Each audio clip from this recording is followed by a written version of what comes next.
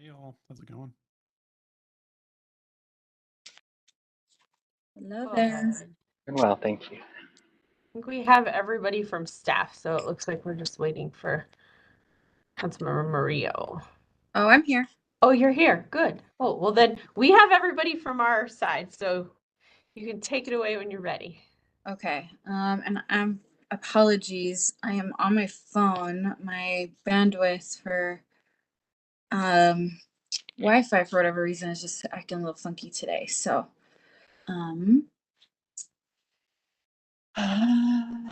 we have all of our council members. I can't see. I did see Councilmember Marcano. Councilmember Coombs is here as well. And we have a few less staff. We kind of divide and conquer because the Chamber's library opening is at the same time. So we have a few folks over there, and if we have a short meeting, the rest of us will head over to support. Yeah, we have a pretty short meeting, so I'm sure that will be possible. So I guess on that note, let's go ahead and get started. Welcome everyone. Happy New Year. I think you can still say that. Excited to be chairing the Housing, Neighborhood Services and Redevelopment Committee once again, and super excited to have my colleagues, Councilmember Marcano, Councilmember Coombs as well. We have a short agenda today. We will start with the approval of the minutes. I was on the committee last year, so I have no changes, so I approve as written. Councilmember Marcano I'm good with the minutes as written. and Councilmember Coombs. I wasn't here, so Did you say you were going to abstain? yeah, because I wasn't on the. Yeah, just making sure I got that right from an audio perspective. Perfect. All right. Does anyone have any announcements for the good of the whole? The only thing I have, Councilmember Murillo, is just if we want to set a time to go through kind of planning out the year with topics and things, as staff, we're happy to do that with you or the whole committee. We do have some upcoming agenda items already penciled in for the next couple of months that are just, routine and updates and things like that. But just want to make sure that we welcome that if you all want to do that.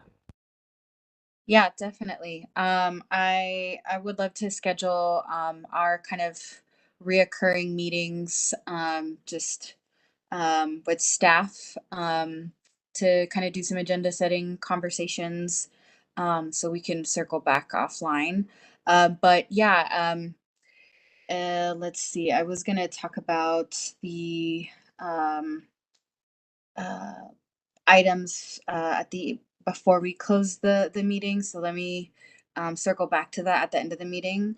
In terms of topics we want to talk about, one thing I didn't want to forget to mention is that we have our annual point in time count coming up on Tuesday, January 31st, meaning that council members can participate. And I know there's a online portal for folks to sign up. So if anyone watching has the capacity to volunteer, I know that we're still accepting volunteers, and I hope to sign up for a shift here in the next couple of days. That was my only announcement there.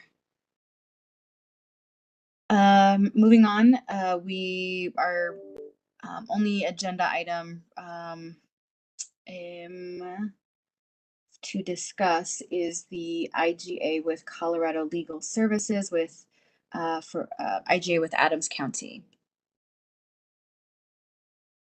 All right, that is me. Hello, all. My name's Emma Knight. I am manager of homeless programs for the city of Aurora, and I'm going to try to keep this brief. So yes, we are talking about the IGA with Adams County for a Colorado Legal Services eviction project. Next slide, please. So just some really quick history on this. In 2018, Adams County started an IGA with all of the cities within Adams County to create an eviction defense and housing assistance legal services pilot program with Colorado Legal Services. We started with $25,000 with our original funding for that, and that's what we've done since then. Because we did end up approving that for a continuation in 2020 and early 2021. And this is budgeted from marijuana funds, and it continues to be in our budget. So we were anticipating this already for 2023. And that IGA is only Adams County. Arapahoe County did start their own similar project with Colorado Legal Services in 2021. And they have provided 1.5 million of their ARPA funding that goes through December 31st of 2024. In the last year, in 2022, they had 491 cases that they took on just in Aurora for Arapahoe County. I don't have their 2021 numbers. They didn't provide those to me, but that is a significant amount of cases that they took on. Next slide, please. So just goals of the eviction clinic really is to reduce preventable evictions, mitigate eviction-related consequences, and make sure that tenants are connected with resources available to them. So yeah, they provide services for a number of things based on eviction, whether it's default of judgment or working with folks who are in subsidized housing. They really help in a variety of ways. And I can say from experience, I've referred a few folks to this clinic, and it's been really helpful, and I've gotten good reviews back on it. Next slide, please. So as I said earlier, $25,000 is what our previous commitments were, and that's what we are proposing to do again this year and what we are budgeted for. Let's see, the number of cases, which is 98, that is actually over a 2-year period. And they did receive some other cases, that 116, but those didn't go into the clinic. I think they just took those on outside of the clinic. So within the IGA, Aurora was 14% of the usage. So we weren't seeing a need to up that price or up that commitment at all. 25,000 seems to be covering what we need. And it just tells you what all the other cities are contributing as well. Next slide, please. So staff is just recommending that we continue to support this and that we move it on to study session. And with that, any questions? Thanks, Emma. I just wanted to say that I think this is a really meaningful way to spend taxpayer dollars to, from a cost perspective and just from a, helping out people, stay housed as much as possible and connecting people to resources. So I'm glad that we're going to continue funding this. I guess my question to you, Emma, is how do people get connected with Colorado Legal Services? If they, let's say a constituent connects with one of the council members, what is the best way for us to connect them to the team, someone on the team through staff, and they'll kind of make referrals as necessary, or what's the best way? So yes, you can definitely send them to us to make referrals as necessary. I can also share some of the flyers that they've provided to us. Typically what I've had people do is just call Colorado Legal Services main line. Mm-hmm. That's how they determine who it's going to go to, and that's where they gather all the information. So, but I'm happy to send over the flyers that they've provided to us as well. Okay. And just to circle back on other ways that we support residents in other ways who might be almost at this point in terms of eviction, do we still, can you talk about any funding that the city or any resources that we have, I guess, before we get to this point? And at what point do they, would we directly help them through any resources that we have? And at what point would they need to go to Colorado Legal Services? Sure, happy to talk about that. So we do have, I'll say first of all, we do get a lot of calls in about this. That's the majority of the calls that I personally get and that my staff Emily gets is for assistance with this kind of thing or with finding housing. Typically, we'll try to get some more information from the person to figure out exactly what they need, and then we'll make the appropriate referral. We do have the Aurora Flexible Housing Fund that is still in continuation. The annual budget for that this year is $600,000, and I'll say last year we got requests for over $870,000, and we upped the budget just slightly this year to that 600,000, but we're limited with marijuana funds because we're also providing a lot of services with our partner organizations through marijuana funds. But we're seeing high utilization of the Flex Fund. So when we get calls in about that, we'll try to suss out whether or not the person will qualify for the Flex Fund. And if they do, we'll refer them to the appropriate partner organizations to submit those applications. If we don't think they would qualify for the Flex Fund, we might refer them elsewhere depending on their needs. And that could be potentially the Denver Flexible Housing Fund. They have one as well. And if they're not within the city limits of Aurora, we can't assist them with that, with the Flex Fund. Occasionally we're able to refer folks over to our community development folks who were previously doing ERAP, and they help with like mortgage assistance and things like that still. So that's the majority of what we can do, is mostly refer folks out and just let them know about the Flex Fund. And Emma, on the Flex Fund, what are some of the ways that we have utilized that to help folks stay housed? Sure. I would say the majority of the applications we get and have approved are for eviction prevention or for deposit assistance. Those are the top two categories that we help with, which would be, the rental assistance and deposit assistance. So that's where we're seeing it the most. Because it is a flexible fund, we can also help with some other things like utilities, if maybe they're just behind on utilities and that's threatening their housing situation, other things like that. I am happy to do a update on the Flex Fund for the next Horns meeting. We have all the yearly numbers from last year that I'm happy to do an update on that, and I can get into more specifics, or if you just want to see that report and read through it yourself, I'm happy to send that over, whichever one you'd like. If you wouldn't mind sending that over, and just when I connect with Jessica on setting the agenda for future meetings, we can kind of play around if that makes sense for a presentation. Sure, happy to do that. All right. Did I answer all your questions? Yes, thank you. So far? Okay, good. Councilmember Coombs, did you have any questions? So my only question really is, are we going to, at any point, do we have any plan to participate in the Arapahoe County program? It seems like they're serving a large number of residents, and so I want to make sure that we're supporting that program if and if they need it.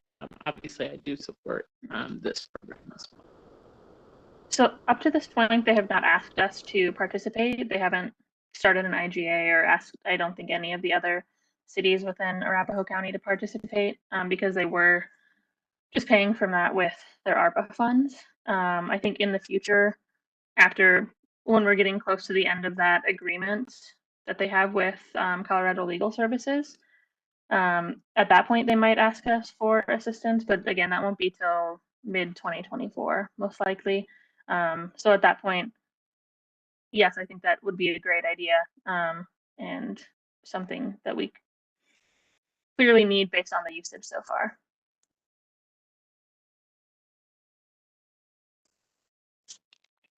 Thank you, Councilmember Coombs. Councilmember Marcano, any questions? Yes, ma'am. Thank you. And thank you for the presentation, Emma. So my questions stem from Eviction Lab's analysis of Aurora. Granted, their data is several years old at this point, but the latest that they have, they claim that there were 3,131 evictions in Aurora in 2016. So that's 8.5 households per day. And in the one of the slides that I think you had a figure that I can't find in our backup here, but I think you showed that there were like 400 cases, give or take, out of Aurora, unless I misread that slide. I think that was the Arapahoe County one. So it would actually be higher than that because that was just Arapahoe County. So it'd be more like 500 or so at least. All right. Thank you for that clarification. So my first question is, what can we do to improve the utilization of these services? Because it seems to me that there's likely a lot more demand than what Eviction Lab has captured. As I mentioned, their data is pretty out of date at this point, given the realities in our housing market and how much more expensive housing is, and also the increase in homelessness that we've seen. So we do have the Colorado Legal Services information on our homelessness website, so people can find it there. I think it might also just be on the Housing and Community Services page, so it's easy to get to. And that includes the pamphlets on there as well. As far as the Flex Fund goes, right now folks need to go through trained service or partner organizations that we work with. And that's so that people don't turn in something not knowing that all the things they need to qualify for. And that way we're getting in applications that are going to be approved overall. And that's worked so far. And we have over, I think, 30 partner organizations who are utilizing the Flex Fund and submit applications regularly. And I think within that, upwards of 250 people within those organizations total who are able to submit those applications as well. Emma, oh, sorry. I just had a couple other things too, and we're looking at the state funding related to House Bill 1377, and some of this allows for homelessness prevention and eviction prevention, things like that. And so through the other way to approach this too is to work with landlords and let them know that these programs are available so they can refer them to the folks that they have. And that worked really well through rental when we were doing rental assistance as well. So we're going to be applying to the state for additional funding for our landlord recruitment pieces. Currently, the Housing Authority, we have one landlord recruiter. We need to get more units into our pipeline that already exist in our community. So working with landlords to me is another good marketing opportunity for this. And then catching people early, because these programs, people really encounter them once they show up at the county. And so getting them the information a lot earlier, and that they can work with Colorado Legal Services before they get to that point of having a court proceeding. So I think just additional marketing out in the community is also helpful for folks.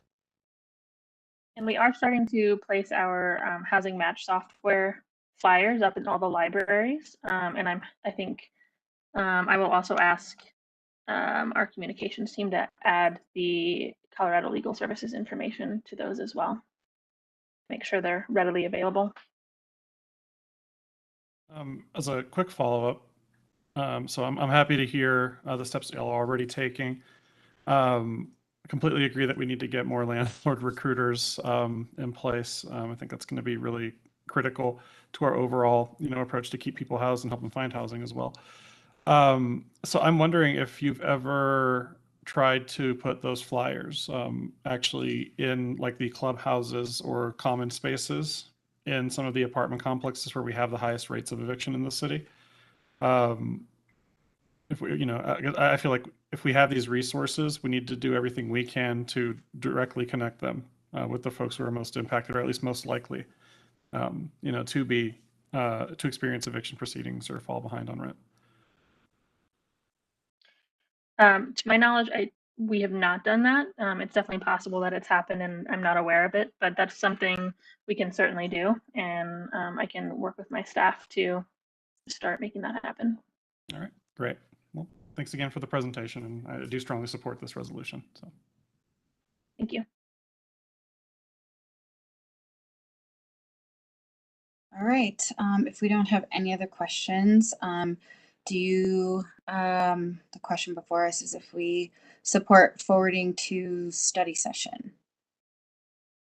I support Councilmember Marcano, Councilmember Coombs. yes, I support.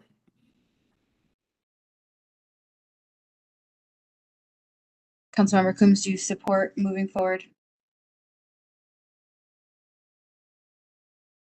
I saw her unmute. I think she might be having bandwidth issues. Okay. She was pretty choppy earlier. Yeah, feel free to put something in the chat because I don't think we can hear you, Councilmember Coombs. I think though it will, with at least two of the three, I'm assuming Councilmember Coombs will also support, but we'll wait for that formal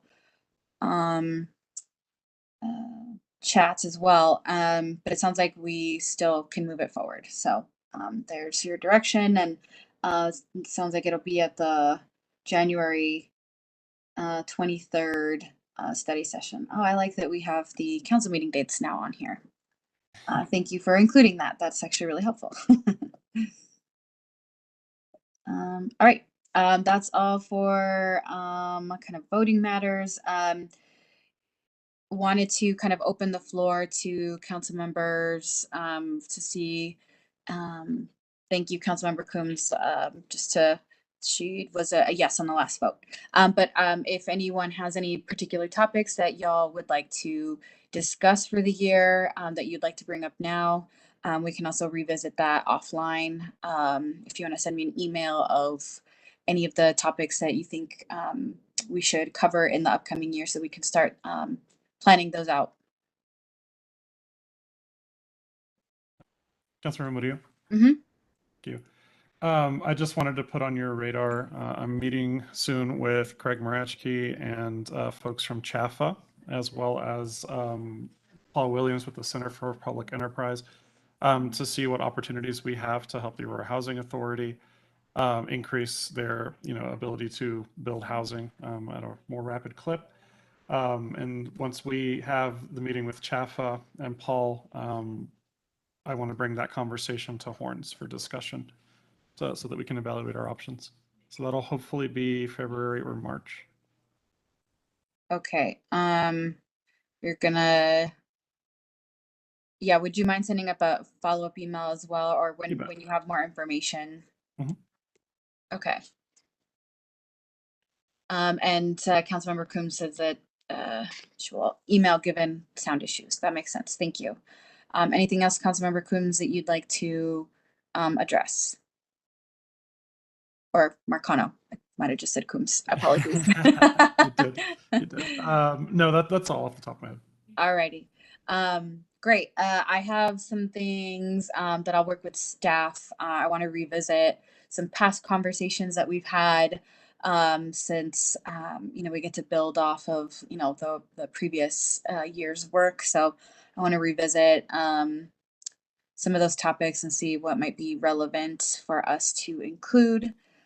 So I will work with Jessica and team on a monthly kind of agenda setting conversation to be able to do that. Any updates from community? And I'm not sure I see any attendees, so looks like that's a no.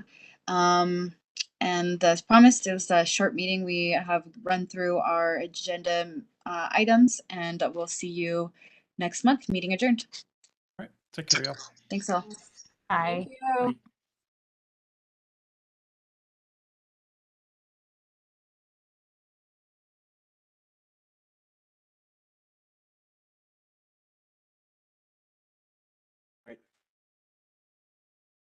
So Andrew, at this part, if you click on the red X, you can just end meeting or end webinar for all.